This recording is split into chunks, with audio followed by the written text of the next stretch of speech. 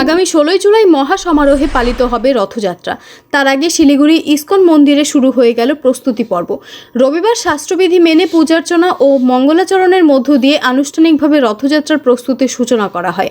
এই দিনের অনুষ্ঠানে উপস্থিত ছিলেন বাংলাদেশ থেকে আগত ভক্তি বিনয় স্বামী মহারাজ, পাশাপাশি উপস্থিত ছিলেন ইসকন মন্দিরের সভাপতি অখিল আত্মাপ্রিয় প্রভু সহ অন্যান্য ভক্তবৃন্দ ও প্রভুরা। ভক্তিমূলক কীর্তন, হরিনাম সংকীর্তন ও বিশেষ আরতির মাধ্যমে পুজো দেওয়া হয়। এ নিয়ে নামকৃষ্ণ দাস প্রভু জানান, রথযাত্রাকে ঘিরে ইতিমধ্যে শুরু হয়েছে রথ নির্মাণ ও সাজসজ্জার কাজ।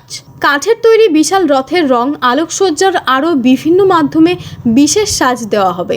রথযাত্রার দিন শিলিগুড়ি শহরের বিভিন্ন গুরুত্বপূর্ণ রাস্তা পরিক্রমা করবে ভগবান জগন্নাথ, বলরাম ও সুভদ্রার রথ।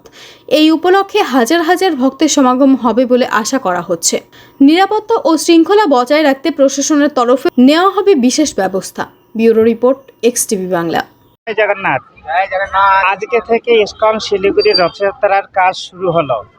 আগামী 16 জুলাই মহা ধুমধাম করে পুরীর সাথে সাথে সারা বিশ্বে জগন্নাথ দেবের রথযাত্রা উদযাপিত হবে। শিলিগুড়িতেও এটা মহা ধুমধাম করে পালিত হবে।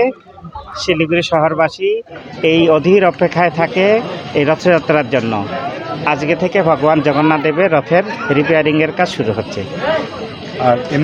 আজকে আমাদের মধ্যে একজন বাংলাদেশের মহারাজ উনি এসছেন, ভক্তি বিনয় স্বামী মহারাজ, ইসকন মন্দিরের সভাপতি শ্রী অখিলাত্মা প্রিয় প্রভু, ওনার শ্রীহস্তেই পুজো দেওয়া হলো।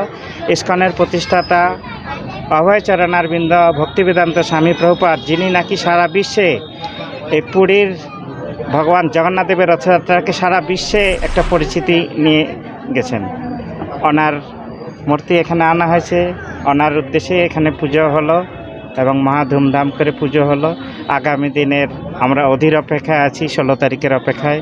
শিলিগুড়িতে মহা ধুমধাম করে রথযাত্রা হবে। আজকে কাঠামো পুজো? হ্যাঁ, কাঠামো পুজো হলো। পুরীতে এই পুজোটা অক্ষয় তৃতীয়া থেকে শুরু হয়, যেহেতু পুরীতে পুরোটাই নূতন করা হয়। আমাদের কিছু কিছু আজকে থেকে রঙের কাজ শুরু হবে এবং যা যা মেরামতির কাজ আজকে থেকে হবে। জয় জগন্নাথ।